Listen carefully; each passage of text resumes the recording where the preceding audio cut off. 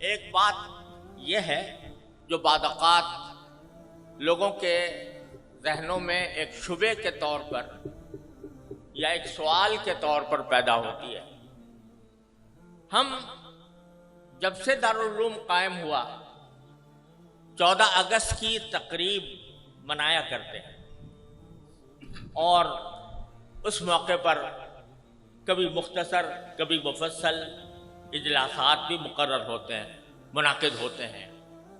جس میں پاکستان کی تاریخ بھی بعض اوقات بیان کی جاتی ہے اور پاکستان کے مقاصد کا بھی ذکر ہوتا ہے. بعض مرتبہ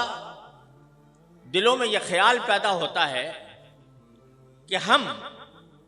جو اپنے آپ کو حضرات علماء دیوبند سے وابستہ قرار دیتے ہیں اور انہی کے خوشہ چی ہیں، کیونکہ ہمیں اس بات پر مکمل اعتماد، الحمدللہ مکمل اعتماد اور یقین ہے کہ حضرات اکابر علماء دیوبند ہمارے بہترین اسوہ اس لیے ہیں کہ وہ اتباع سنت کی تصویر ہے، اور ہمیں اس بات پر مکمل اعتماد ہے کہ اہل السنت والجماعہ کا جو طریقہ ہے وہ ہمارے حضرات اکابر علماء دیوبند اس کا مظہر ہے، ما انا علیہ و اصحابی کا مظہر ہے. تو چونکہ حضرات علماء دیوبند اور ان کی اتباع میں ہم بحیثیت خدام جامعہ دارالعلوم کوئی دن نہیں منایا کرتے، کوئی کسی کی برسی نہیں منایا کرتے، کسی کی پیدائش کا دن نہیں منایا کرتے. یہاں تک کہ اس کائنات میں سب سے زیادہ عظیم ہستی جو در حقیقت وجہ تخلیق کائنات ہے، جناب محمد الرسول اللہ صلی اللہ علیہ وسلم، آپ کا یوم پیدائش بھی ہم لوگ نہیں مناتے. آپ کا وہ یوم پیدائش جس کو آج کی اصطلاح میں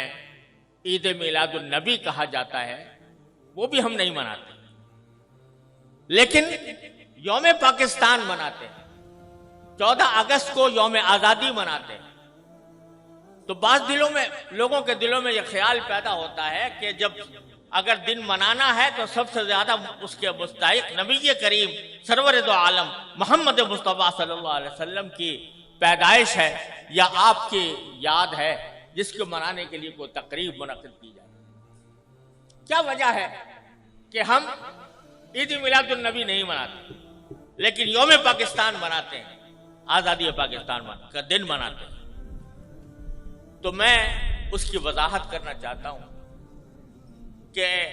اس میں کوئی شک و شبہ نہیں ہے کہ اس کائنات کی تاریخ میں سب سے بڑا عظیم دن وہ تھا جس میں اللہ تبارک و تعالی نے اس کائنات کی ہدایت کے لیے جناب محمد الرسول اللہ صلی اللہ علیہ وسلم کو مبعوث فرمایا. اس سے زیادہ عظیم دن انسانی تاریخ میں کوئی اور نہیں جس میں آپ تشریف لائے. لیکن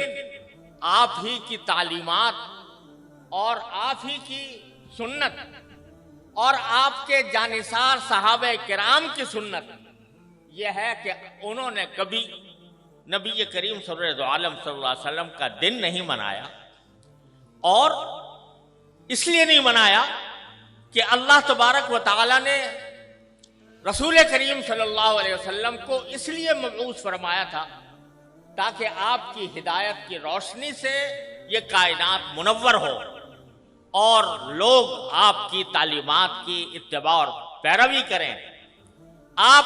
کی ذات والا صفات وہ ہر قسم کی رسمی کارروائیوں سے کہیں بالاتر ہے، اور حضرات صحابہ کرام جو آپ کی زندگی کے ایک سانس کے بدلے اپنی ساری زندگیاں نچھاور کر سکتے تھے، انہوں نے کبھی یہ دن نہیں منایا. جب انہوں نے جو کوئی چیز نہ منائی ہو اور انہوں نے اس سے اعتراض کیا ہو اور اس کے بجائے ساری زندگی اتباع سنت کی کوشش کی ہو، اس کو اگر ہم منانا شروع کریں تو دین کے اندر ایک اضافہ ہوگا، دین کے احکام میں ایک اضافہ ہوگا، اور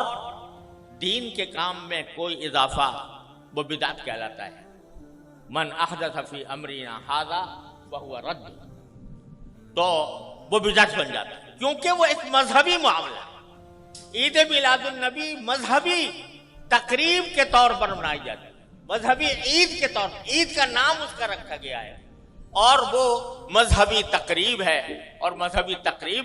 اگر کوئی شخص مذہب کا حصہ سمجھ کر وہ